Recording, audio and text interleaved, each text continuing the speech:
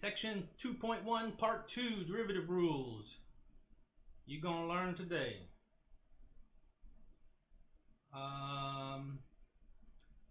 Let me tell you, folks, these are harder. Kind of. I mean, they're different. Let's make sure we know the general rules first. If you have the function e to the x, if my function is e to the x, its derivative is also e to the x. However, it will be more rare, a little more rare, for you to just be taking the derivative of e to the x. By the way, which is the only non-zero function with this property. It would be more common for you to be looking at something like a function that's e to some number times x, and the derivative of that, look at where my symbols go. You know, a is some number. A is a number. A is a number. I'll write it like this: a is not 0. Then the derivative function is a to the x.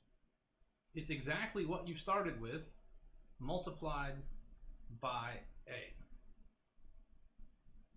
But this is not even the most general writing of this rule. In general, you will be given a function that is e raised to the power of some other function. And when you want to find the derivative of this guy, you will have to first find the derivative of just that exponent, and then over here you just rewrite the thing that you started with. That's it. This is the most general rule. This is the one to memorize, right? Because then if g to the x, if g of x was just a to the x, like we were looking at a moment ago, then g prime would just be a, and you would have written a e to the ax.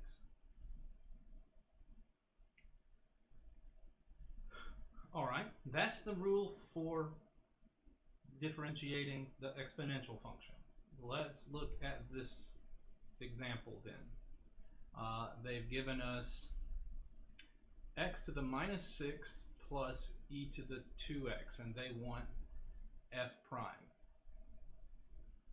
Well, I can differentiate term by term. So f prime of x is going to be the derivative of this plus the derivative of that. The derivative of the first term, you have the exponent coming down out front, and then it's x to the power of that same exponent minus 1. And then, according to the rule we just covered, the derivative of the next term would be 2e to the 2x. So altogether, this is minus 6x to the minus 7 plus 2e to the 2x. Super.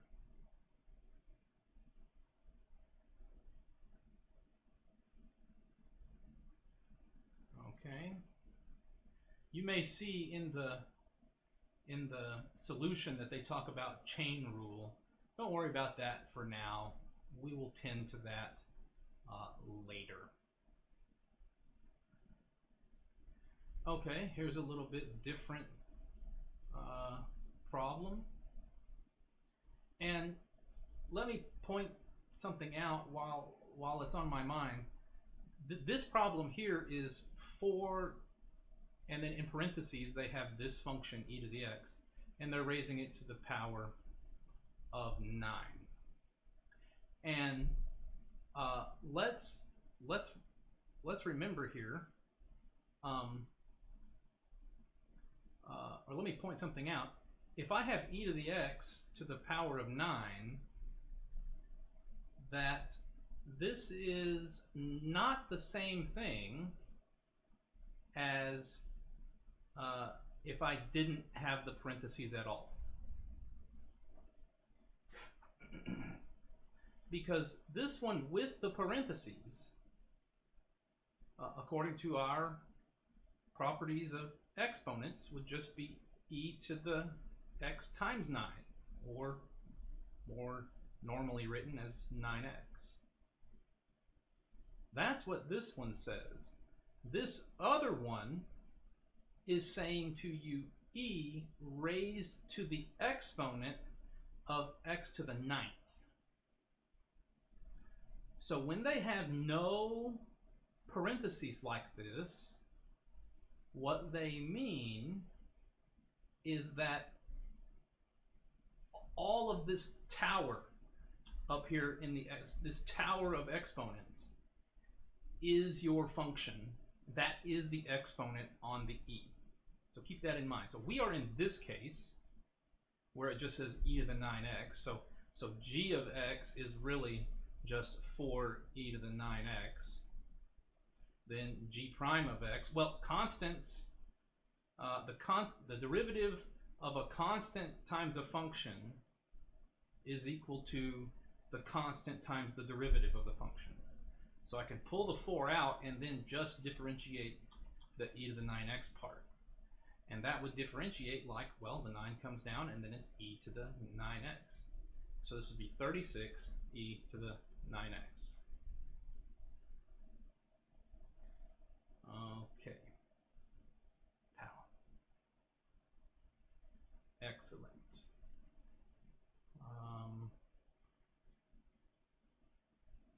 Now we have h of x, and it is 6e, and then there's that function up in the exponent, right? That function in the exponent is x to the minus 5. So it has a function in the exponent, x to the minus 5, like that. In order for me to find h prime, well, this constant can come out front. There, I just write it down. Now I just need to take the derivative of the rest. Right inside here, I should write the derivative of x to the minus 5. And then over here is that very same exponential function that I started with. And so then the derivative of x to the minus 5, that's minus 5x to the minus 5 minus 1. That's minus 6. So, simplify it a little bit, we get negative 30 x to the minus 6 e to the power of x to the negative 5.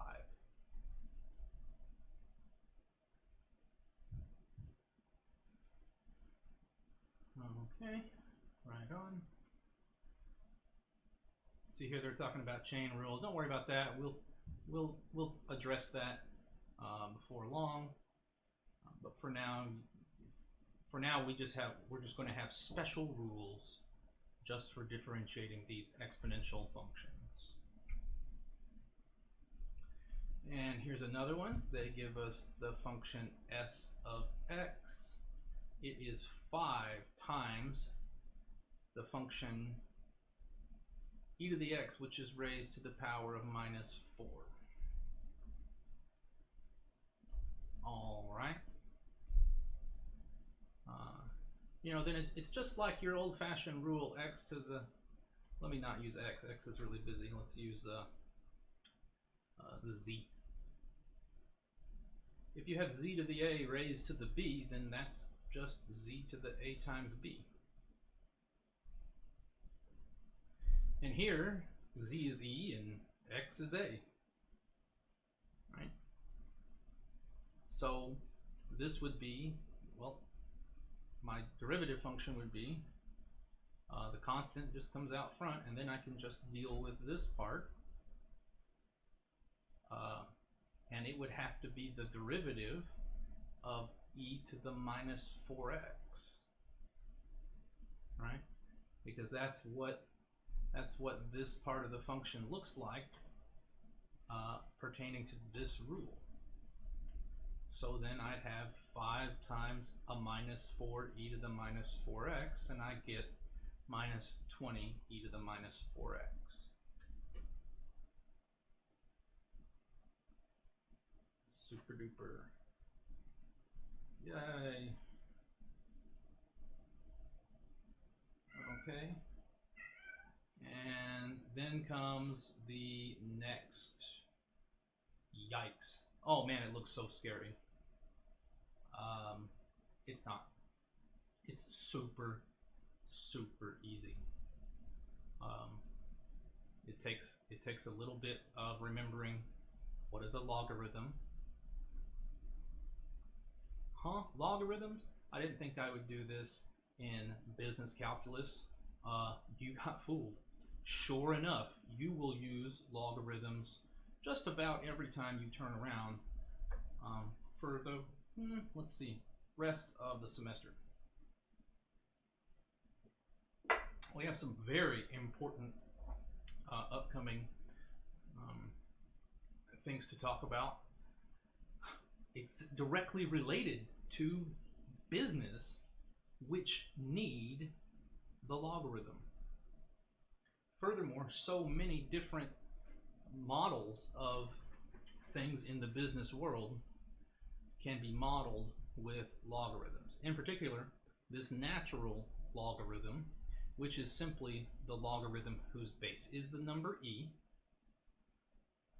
And just because I haven't said it yet, just in case you don't remember, e is this number. E is a number.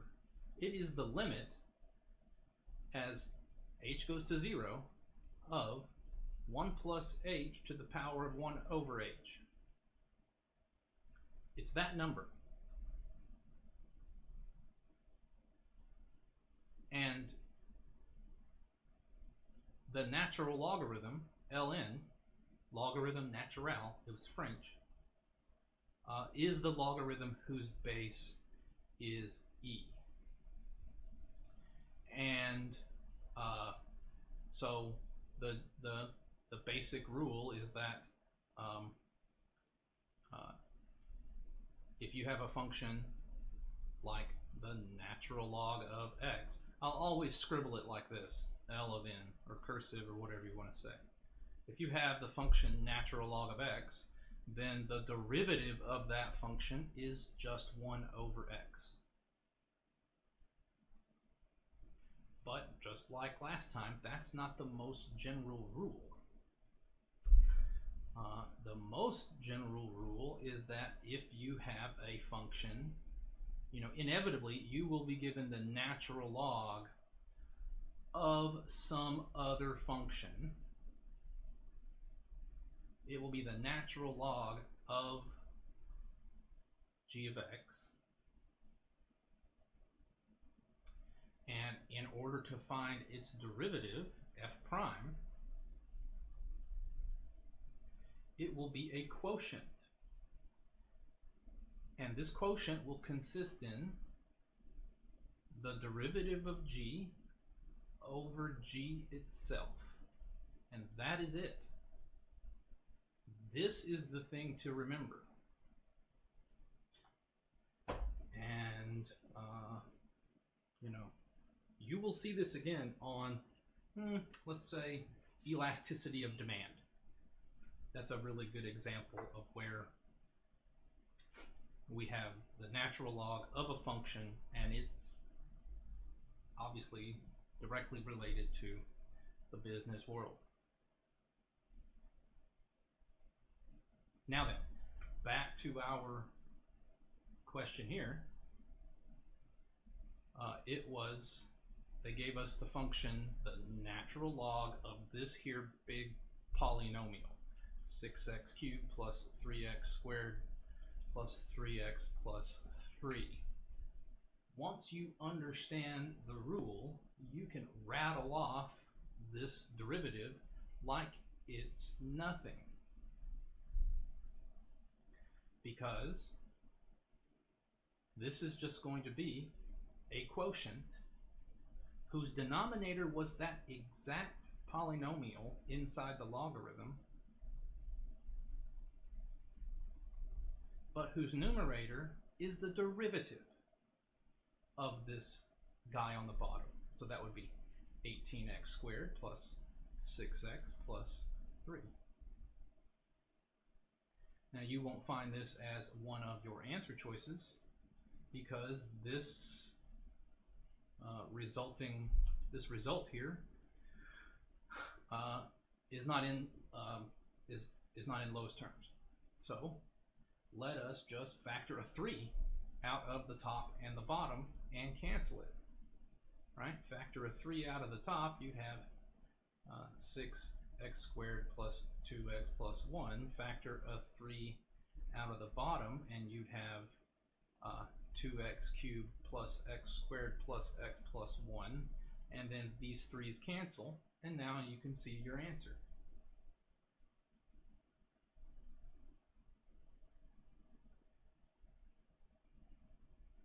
Come on.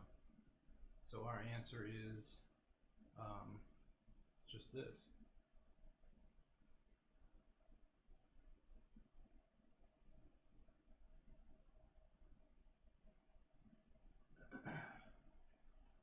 Pretty much the same thing happening here. We have the natural log of this polynomial, x cubed plus 3x squared plus 5x plus 6.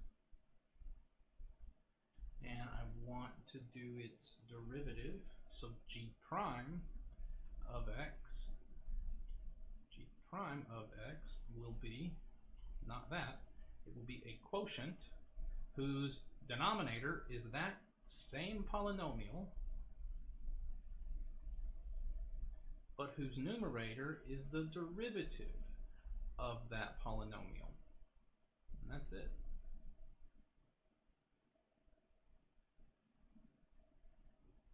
So you get this one. And I'm willing to bet that the rest of the questions on this assignment are just like that.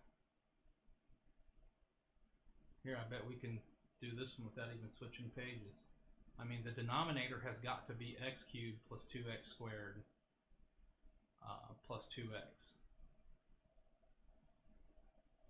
There's only two choices for that. It's either this one, it's either the first one, or it's this one. And the first one definitely doesn't have the numerator as the derivative of the thing on the bottom. That's what this one does.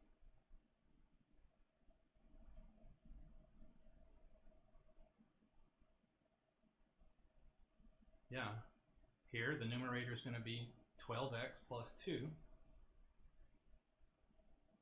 and the denominator is going to be 6x squared plus 2x plus 2, but it just needs to be simplified. Let's simplify this one in a little bit different way, just so you can get maybe a small refresher on your logarithm properties. So this was q of x equals to the natural log of 6x squared plus 2x plus 2. Now, the GCF of this argument, we take, by the way, we take natural logs of arguments. The thing in here is called the argument. And this argument does not have a GCF of 1. So let us factor that argument. Then we can see that it would be 2 times 3x squared plus x plus 1. Well then, according to, this is still q of x, then according to the fantastic property of logarithms that they map multiplication to addition, this is the natural log of 2 plus the natural log of 3x squared plus x plus 1. And now I'm ready to do my derivative. It's not a q. Now I'm ready to do my derivative. Q prime Derivative of natural log of 2. Well, natural log of 2 is a constant. So the derivative of a constant would just be 0. So I'd have 0 plus, great, I'm not even going to write that part. And then I just want the derivative of this. Okay, well then the denominator is going to be 3x squared plus x plus 1. And the numerator would have to be the derivative of that denominator. It'd be 6x plus 1.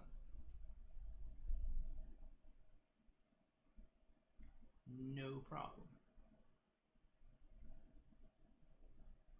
All right, is that all of them? Yeah, that's it. All right, contact me if you need some help.